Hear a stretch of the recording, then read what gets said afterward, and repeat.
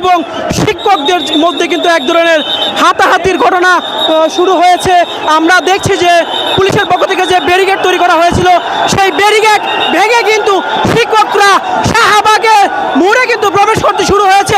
ইতিমধ্যেই কিন্তু আমরা দেখছি পুলিশের যে ব্যারিকেড সেটি কিন্তু ভেঙে দিয়েছে শিক্ষকরা।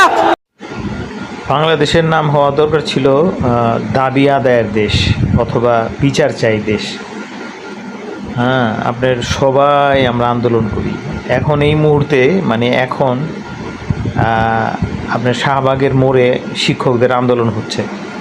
তারা পুলিশের ব্যারিকেড ভেঙে আপনার শাহবাগে অবস্থান করছে তাদের ওই এই দাবি দেওয়াকে কেন্দ্র করে। এখন সরকারের কাজই হলো সবার দাবিকে মেনে নেওয়া, এই ম্যান্ডেট নিয়েই সরকারের কাজ, এই ম্যান্ডেট নিয়েই সরকার আসছে।